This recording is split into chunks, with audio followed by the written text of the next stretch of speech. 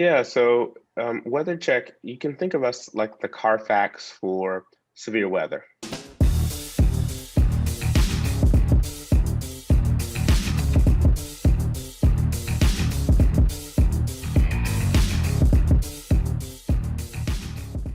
Hi, I'm Terrell Turner, the host of the Business Talk Library, and today I have another great guest on. And one of the things that we have definitely enjoyed in 2020 through the 230 plus interviews that we filmed is being able to talk to entrepreneurs from different backgrounds. And so it's always great to talk to another entrepreneur that, it's figuring out something in the tech space with something solving a problem that we all probably face, but aren't really familiar with how it gets solved. So I definitely want to welcome Demetrius to the show. So welcome to the show. Man, thank you so much for having me. It's a pleasure. Absolutely, absolutely. Now, before we jump into your business, I really want to talk about, what was your background and kind of how did you navigate your way into, starting this business? At the end of the day, my background was in finance. I started at a Fortune 500 bank, PNC Financial Services Group, right out of college, and was really planning to do the accounting CPA route. And that came from my first job in high school was working at a movie theater that in a small town in Western Kentucky that a CPA friend of his dad was CPA and owned the movie theater. And so I was like, wow, this guy can own a movie theater and be a CPA. I think that's probably what I ought to do. And so, and then had an early sort of fascination with John D. Rockefeller, who was also a bookkeeper, CPA, and of his time. And so, and went on to sort of build Standard Oil. And so, that was sort of, what kind of got me thinking about business. I come from a family of entrepreneurs and business owners, with my grandfather inventing the horizontal drill for fracking. But it was really sort of this idea that, okay, wait, like if I understand the financials of an organization and how the money works, then I can somewhat make an inroads on what to do next. And frankly, what's interesting, even as I talk to you now, I have said in the past in other interviews, like, oh, I didn't really have an epiphany around technology until much later. But the reality was is that I actually joined PNC Financial Services because of one product. They had this product called Virtual Wallet, and it was the sort of first instance of a app, mobile banking, fully integrated, move your money around, this sort of thing. And it was super easy and slick. And I thought, man, this is really cool. They've got a good thing going here. And frankly, they didn't double down on it enough because it was really ahead of its time, um, and that's the reason why I chose that job, not because I really love the banking industry. So fast forward a few years later, I leave PNC. I'm running I'm controller of a roofing company that's chasing hail and windstorms around the United States. We grow that business from 10 to $15 million a year, 4,000 projects around the country every year. And then I really decided, oh, okay, I can spin out. So I started my first construction company, then another after that, sold both of those. And then Weathercheck sort of popped into my head as the sort of, hey, we've been on the built environment side for a real long time. Now let's sort of see if we can't take that knowledge and translate it into technological solutions to solve the problems within that space. And that's what we've been doing. Okay, nice, nice.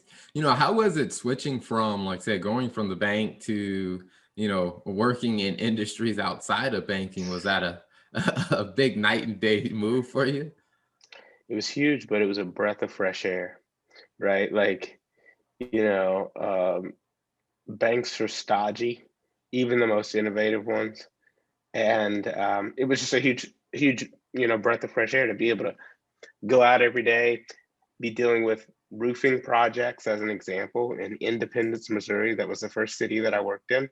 and to see, real customers who are you're really helping and try to get them to actually take an action. I mean, I think I've done that with checking accounts and stuff, but this was like more tactile, like, hey, you got to convince them to make a really big purchase, like 10 or $15,000. And that was sort of gave me the chops, um, and really taught me the difference between, soft sale, hard sales, technical selling.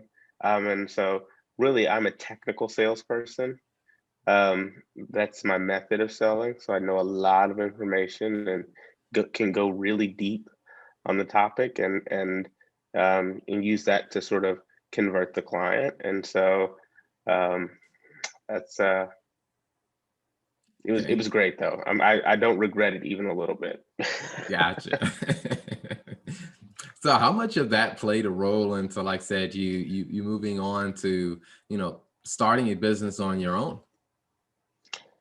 Um, not very much. Like I knew that, I mean, coming from a family of entrepreneurs, I knew that that was somewhere in my future. And so in many ways, it was really just finding the right opportunity, right? And so when I looked at the landscape of what was going on, as an example, in storm contracting, um, I really thought, okay, the fundamentals are sound here. Here's how we can move forward effectively. The advent of technology then really opens a new door, layered on top of a conventional business. And so, for me, it was like this sort of nexus of fusing legacy, a legacy thing with new tech, really sort of gives you leverage. And so that's what we're doing. Okay, nice, nice. Now I'm interested to learn hear a little bit more about, what the product actually does, and just kind of some of the use cases. Yeah, so Weathercheck, you can think of us like the Carfax for severe weather. So what we figured out was that in the United States, there are thousands or millions of property owners, and they buy homeowners insurance, but there really is no voice out there for them to understand, well, when should I use that homeowners insurance? And there are all these sort of non-obvious moments that you should be using your homeowners insurance, but you're not, right? Because you don't think about it, because maybe you're not at your house, what for whatever reason. And those often are considered acts of God, meaning windstorms, hailstorms, rainstorms, snowstorms, lightning, all of these different sort of things. And so what WeatherCheck does is it monitors your property around the clock, sends you a text message whenever one of those events occurs, and then helps you through the claims filing process, and getting you back whole really, really quickly. And today, when I say really, really quickly, that's 3 times faster than national average, right? So whereas most people's claims take them 45 days to get through, WeatherCheck users normally get through their claims process in about 7 to 10 days. Oh, wow, Um, wow. and so really, really fast, but it's because we do it thousands of times, right? And and we do that by making our financing available to our users to make sure that we can procure their materials quickly and pay their contractor and all of this sort of good stuff, but all to the end of making sure that our users are some of the most resilient homeowners in the world. And so that's what we do every day for now 4.5 million households. Oh, wow. That's a pretty big impact that you guys are making. Yeah, so certainly, some days it feels like a very big number, but listen, there's still millions of homeowners out there who, are still struggling Mhm. through the claims process with an insurance company, or struggling to figure out what should I do next. And this is certainly true for some of the areas that we live in. So, like one of our first um, claims that we managed was actually in North Carolina, Surf City, on the coast, for a property owner that was living halfway around the world. Wow. And you sort of think about that and you're like, oh wow, that is a real thing, that like people aren't always where their property is. Yeah. And so in a lot of these scenarios where people are being evacuated, I mean, frankly, you and I and everybody listening to this podcast knows the story of Hurricane Katrina Hmm. and all those people who moved to Houston, but then they never moved back. And Gotcha. so, in the sort of lens of climate change, what we've not only got to do is we've got to certainly figure out how to solve for CO2 emissions and all of these sort of other things and the ozone, but we've also got to deal with the damage that we've already done. And that means being responsive to what's going to happen next, right? And so Weathercheck is a climate adaptation play for, hey, the events that we know that are going to be coming over the next decade. There are going to be more of them, not less. They're going to be more severe, not less severe. And so, we're really here to sort of help the public through that. Okay, nice, nice. See, I'm curious as to, with coming up with such a great idea and a way to solve a problem for, a lot of people. What was that journey like of, like I said, of getting the message out? Like, how did like you say, the customer response go? Was it something that they were easily able to grasp, or did it take time for you to kind of build up the understanding for what you guys were doing? Well, I think anybody who has had a claim, and who has encountered a challenge with a loss like that certainly understands it. But the go-to-market strategy for us is that we go to your insurance agent, your broker, your mortgage company, your bank, and we say, "Hey, let us do this for you, for your people." Right? So we're typically adding, you know, 20 to 50,000 users at a time, in collaboration with some existing relationship that they already have. Okay. Because frankly, I love to think that consumers are really thinking about severe weather all the time, but they're not, right? They're busy with life and kids and jobs and all of these different things. And so what we really try to do is engage through an already known stakeholder, right? So that insurance agent, that broker, your employer, one of these other sort of entities where you have a much stronger bond or connection, and then we come in and help support through that relationship. And so, and try not to get in the way, but make everybody sort of aware that you need the tool just like this one. Awesome. Gotcha. Gotcha.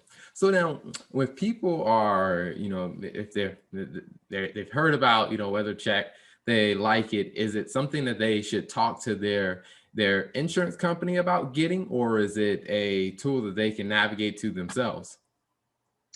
Well, it's a really good question. So they can navigate to it on their own. What we typically do is you come to our site, sign up your property, and then we ask you, who's your insurance agent? Who's your insurance company?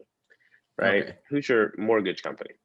And then what we do is we then go to your insurance company and say, hey, one of your clients just signed up for WeatherCheck. And all when you do that, then that sort of acts as in the industry what we call network effect, around, oh well, hey, 10,000 of ABC mortgage company or 10,000 of ABC insurance company's clients have now signed up for WeatherCheck, and that tells them, oh, maybe we should do something about this, Gotcha. right? And then we do a little bit of legwork on reaching out to people around you who also need to sign up. So you can see it looks a lot like what Nextdoor did in its early days, right? Okay. Where you get that little postcard in the mail and hey, your neighbor just signed up for Nextdoor. Very same sort of method here, where we're signing up, you know, your neighbors as soon as you sign up and all that good stuff. Okay, gotcha, gotcha. Awesome. Now, if people are interested in, following next door. I mean, not next door, following Weather Check and seeing what's going on with Weather Check. Where can they find you guys online or social media? We're all over, right? So we're on Instagram, Facebook, Twitter, LinkedIn, and it's just at WeatherCheck Co. Um, on every single one of those platforms. But you can also visit our website, www.weathercheck.co. Um, And frankly, the way you can think about it is, listen, we put the check in weather. We're the guys that are going to make sure that when you actually have damage to your property, that you get the appropriate check out of that. Um, because frankly, you're paying for it in your insurance premiums consistently. But then we're also going to do another thing, and I think which can't be underscored either enough, is that we're also deterring you from filing claims that you shouldn't be filing, right? That we know are going to be denied because it just doesn't meet the criteria that your carrier is looking for. And so there is a loss control and claims avoidance mechanism within this, but I'm happy to say that for the nearly 400 claims that we filed this year, we've had 100% claims filing success. So every time we presented a claim to a carrier or their client presented the claim, it was paid every single time. Awesome. So yeah. Awesome. So, well, before we wrap up, one last question I always like to ask every guest, when you think about, your journey of, where you've been and where you are now, what's two pieces of advice you would share with other business owners? I think I've said this quite a few times, I think, and I even tell our people this today. It's like, you got to put away fear, right? Never allow fear to be the motivating factor. Right, there are a lot of things that come in business that are certainly daunting. Fear of a competitor, fear of not getting approved for the loan, but all of those things sort of lead to decisions that are oftentimes the wrong decision. And so that's the thing that I'm still asking myself to this day. Is like, okay, am I being motivated by fear? And if I am, then I need to put away with it, and sort of get over it and find another motivating factor, because now my thesis is going to change about a glass half full sort of perspective versus a glass half empty. And then you can move forward appropriately. I think the other thing would be, really around understanding your role, like know your role, know where you fit. And so, frankly, I'm a utility player. I, as an accountant, was expecting to always be number 3 or number 4 down the list, and in a team and playing on a team. But it's incredibly important that every single person really do their own work around figuring out what really is my role. Am I number 1? Am I number 2? Am I number 3, 4, 5, 6, 7, 8, 9, 10? Because frankly, what we need at this moment is more people who know where they fit in an organization and then can sort of see the opening and step directly into that role. And that's really important in early stage companies, that you have people who aren't having an identity crisis, but sort of know exactly where they are. And frankly, that's even to the CEO who's not a non-CEO, right? Like, hey, you might need to actually step into the CFO or COO role and go find a CEO. And so, like, those are the two really, really big things. And then, the rest is pretty easy when people are living without fear, when they have a good sense of identity and introspection around themselves, then you're really sort of unstoppable. Awesome. Well, thank you so much for coming on the show. Really enjoyed the interview, really enjoyed the conversation and hearing more about your story, hearing about Weathercheck, and thank you for sharing the advice and the tips. It's been a pleasure. Hey, likewise, man. I really appreciate what you're doing, and keep it up, man. It's helpful. It really is. Thank you for tuning in to the Business Talk Library. If you like our content, be sure to follow us on social media. And if you want to see more of our exclusive content, you can subscribe and become a member on patreon.com/Business Talk Library. Hey, the Business Talk Library is the place where business makes sense.